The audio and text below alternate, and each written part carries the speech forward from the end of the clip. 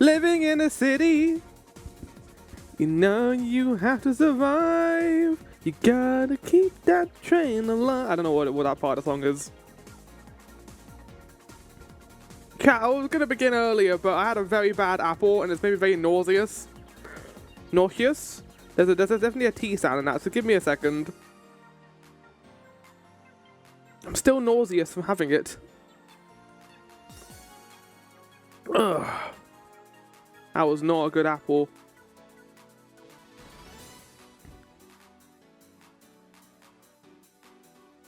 But oh yeah, welcome. Today we're gonna be doing Hollow Knight. Is this my first time streaming Hollow Knight on my channel? I actually have no idea. I don't think it is. I think I've streamed Hollow Knight before.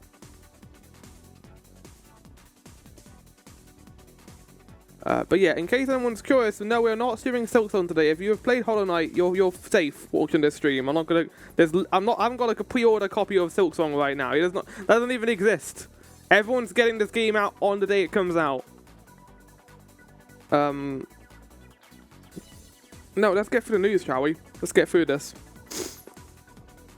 For some reason, OBS keeps wanting to open up on my left monitor, and it's really pissing me off. Stop doing that, OBS. Stop appearing on the left monitor, for fuck's sake. There we go. The news. 1st of September. Where is this year gone? Like seriously, who stole the first 8 months of this year? Because I feel like it hasn't even been like 6 weeks. Or 6 days, in fact.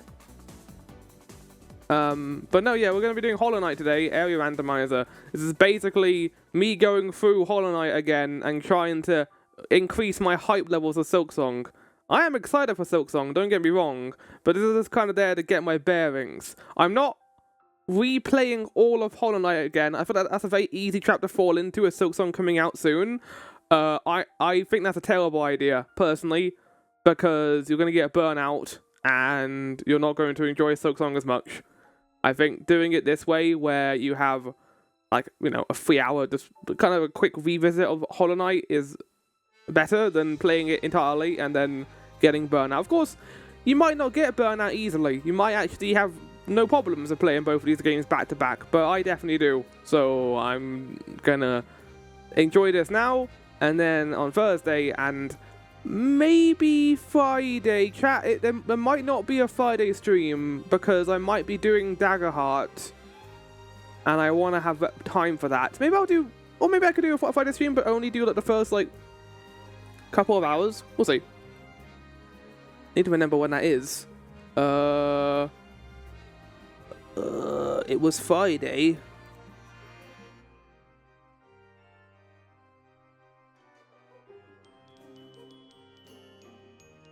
$7 PM CEST time.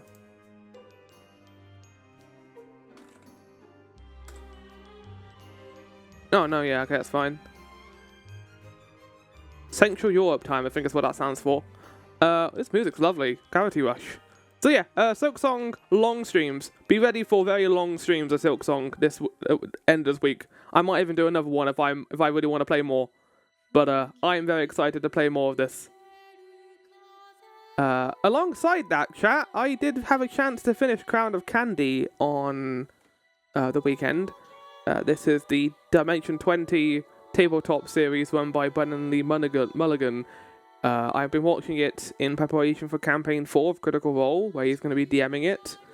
And like I said before, the best way to describe Crown of Candy is Game of Thrones meets weird little candy people. And it kind of has that vibe because the entire thing, almost.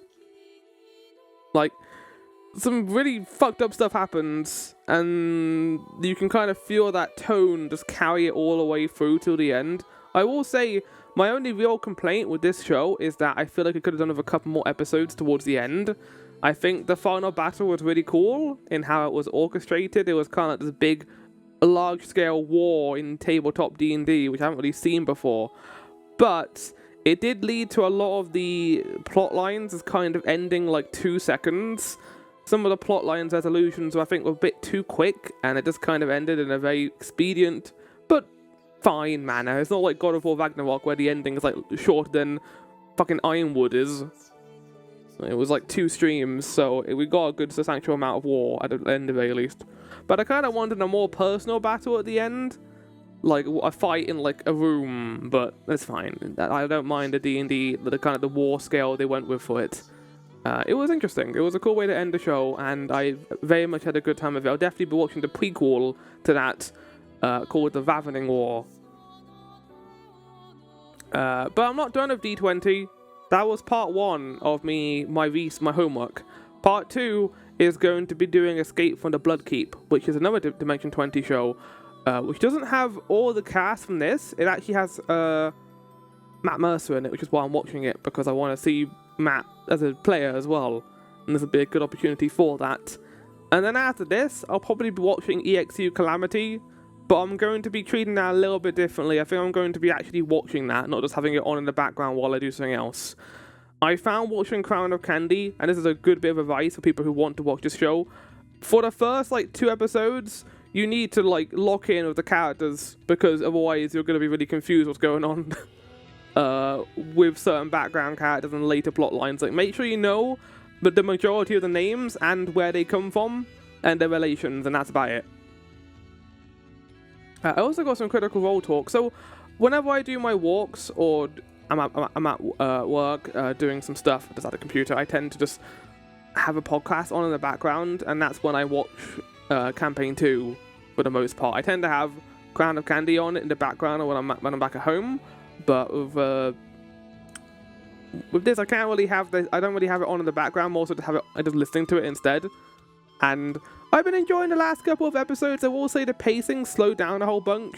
A lot of walking between locations. But I'm sure we are going to be leading to something interesting soon. They've gone to a new place called Zorhas. Why? I've heard that name about 1,000 times, but when I say it, it sounds entirely different. Zorhas? Zorhas. Anyway, that's what it is. I'm still playing Metal Gear Solid Delta. That tends to be when I have Dimension 20 on, but that's kind of awkward as well, because there's a lot of cutscenes in Metal Gear Solid. I forgot there's a 30-minute cutscene, basically, after you finish the giant base. And I was just, sitting there do I watch this? I feel like I've already seen this, or do I skip it? But I didn't skip it in the end because I wanted to see the new graphics. But no, this is great. It's a very good remake so far. Nice quality of life. Everything has been handled quite nicely. It's not as, in-depth and thorough as the Silent Hill 2 remake, which is an entire, from-the-ground-up new game, basically. But for what it is, it's actually quite good, and I'm quite enjoying it. As for Guess the Game chat, let's get into that, shall we? Guess the game. Let's get this sorted before we begin our stream today. There we go. What is this? Is this Grand Theft Auto? Vice City. It is a Grand Theft Auto game. Is it Grand Theft Auto 2? I'm gonna say 2. Yeah, there we go. Nice. Wow. Remember when Grand Theft Auto was top down? It's kind of like when you think about the first 2 Fallout games. Oh, Hyrule Castle theme from from the Wind Waker flower. This is like a Silent Hill game. Oh no, it's mouthwashing. Yeah, that's gonna be a hard one to try and hide. I enjoy mouthwashing a whole lot. I basically avoid the community of this one because, similar to games like Deltarune or I don't know what other examples kind of come to my mind around now. Some of those games like Delta, or even Hollow Knight, the community is insane. The brain rot that has occurred because of this game is nuts. I just enjoyed the 4-hour experience I had and then I moved on. It's very good. It's a very good video game. I just wouldn't want to make it my entire life. I mean, that kind of happened a little bit in Stars and Time, but I also put a lot of time into that game. That was like a 20-hour RPG that was substantially fantastic. Like, just a great story, great characters. I had a lot of fun just doing stuff with that game. I made a whole blueprint. I made a whole like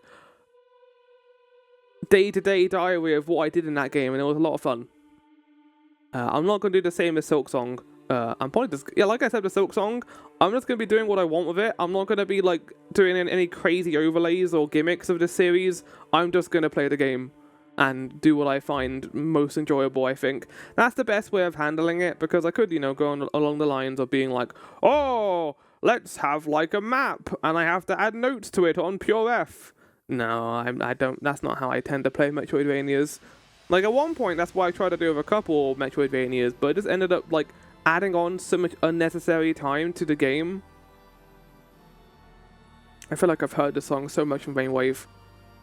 It's like, remember, like, Flower, why do you care if it adds on time to the game you enjoy playing? The issue I kind of have as a person, and it's definitely a massive character flaw of mine, is I can get burnt out quite easily. And I don't necessarily realise that immediately when it comes to certain things. To give you an example of this, I really liked Elden Ring. I was having a great time with it. When I got to Mountaintop of the Giants, I was having a miserable time. Because I was just like, I don't want to go through this area anymore. It's so boring. That kind of went away when I got to Far Missoula, which I loved as an area. But I could definitely feel the burnout when I was playing that. I'm trying to think of another example. Night Rain. I enjoyed that for a good like 10 to 12 hours, but then I stopped afterwards because I didn't really want to play more. I was bored.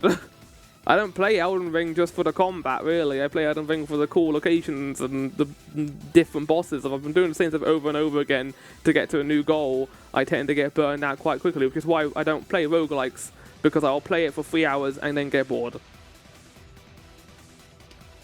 There's a thing in my head, there's a cog there that doesn't churn, only churns if it is being constantly stimulated by new stuff.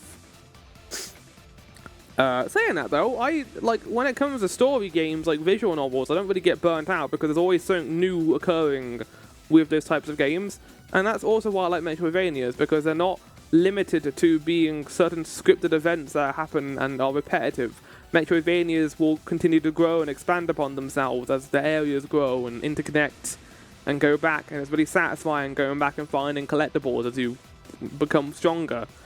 Such a fun gameplay loop. Same like Resident Evil and Survival Horrors, you're always managing something in Resident Evil 4 or Resident Evil 2. Like that's one of the things about Resident Evil 4 is one of my favourite games ever, because I just like the suitcase and I love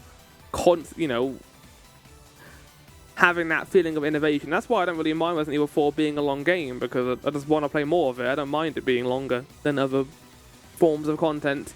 Right, let's play Hollow Knight.